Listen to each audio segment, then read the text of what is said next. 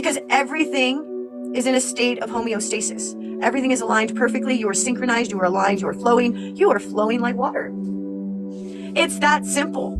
So when we begin to recognize when things are bumpy and rough and everything negative is happening, don't go with everything negative. We are so tempted through our indoctrination and our programming to go with everything negative that we stub our toe and we're like, F that, F, I'm so stupid, cancel anything I just said like that. But we do it because it's our gut reaction. We have been indoctrinated to spellcast against ourselves, to create limited thought processes and experiences that actually do harm to us. But when we turn those experiences from something that does harm to us to experiences that bring good to us, that bring transcendence to us, that we recognize, ooh, I'm about to talk down to myself. Let's go ahead and cancel that and rewire that. I need to pay more attention so that I stay aligned and balanced at all times. I am always aligned and balanced at all times. I am so aligned, everything is harmoniously happening for me here now. And when we say things like this, our self responds. All that we are, all that is, was, and ever shall be, responds and is like, yeah, I'm aligned. I'm my highest self. That's right. Suddenly you're your highest self. That's why I am is so powerful, you see.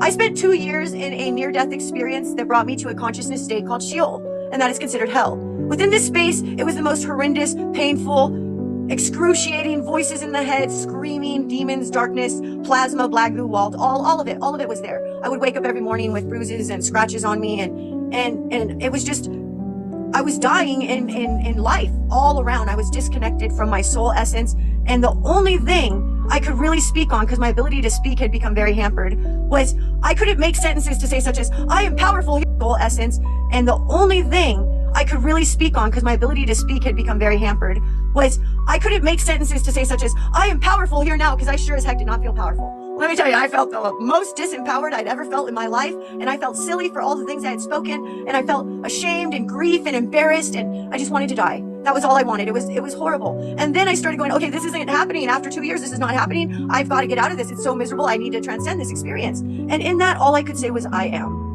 So I would say I am over and over and over again, because I had nothing else to say and I didn't know what to do but to be grateful and say, I am grateful I have a roof over my head, but I was angry because I was miserable. I had lost the life I had as I knew it. I was the vice president of a real estate corporation out of Newport, Fashion Island, Newport Beach, California, selling $1 million homes. I had nothing anymore. I lost everything. But I had my children and I had a roof over my head.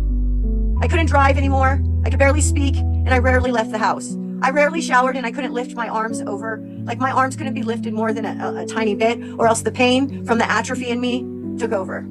So I just started saying, I am. I am, I am, I am, I am, I am, I am. And I noticed that frequency was making my heart feel something, and I hadn't felt anything in a really long time. So I kept saying, I am, I am, I am, I am, I am, I am, I am. And that's when I learned the true power of I am. I am all that I am. And when I say that, I mean I am all that I am throughout all time, space, time. All that is, all that was, and all that shall ever be embodied here now, and all that I am. And I honor that I am. And I recognize that I am. And in that knowing, I am the return of all that I am here now, the second coming of my avatar embodiment. And it is that simple. And when we say this over and over, our subconscious self and our higher self and the all that is begins responding and begins listening, and we become what we speak of. Higher self and the all that is begins responding and begins listening, and we become what we speak of.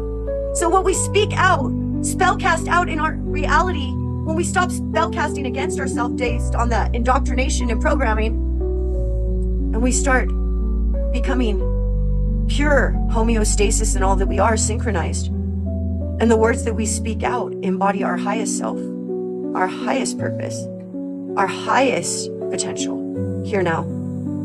Every day we continue speaking that, and every day we further embody. And every day, instead of reacting, we begin responding and rewiring. And our reality begins shifting in miraculous and beautiful ways. And we begin witnessing more and more and more miracles, because we recognize the walking miracle that we are. Therefore, we understand that life is a miracle in all that it is, all that it was, and all that it shall ever be here now. At this checkpoint, at this meeting point, at this convergent point of all that is, was, and ever shall be, that is a new age of Aquarius. Transcendence upon us here now. A good party? It's always a good party. But honestly, I just went to a rager of a party, and I don't go to parties. I used to go to parties. Back in the hood, we'd be at the party, and the drive-by would happen, and everyone hit the ground. And then, you know, it was over and we get back up and they put back, you know, more bounce to the ounce and we keep dancing.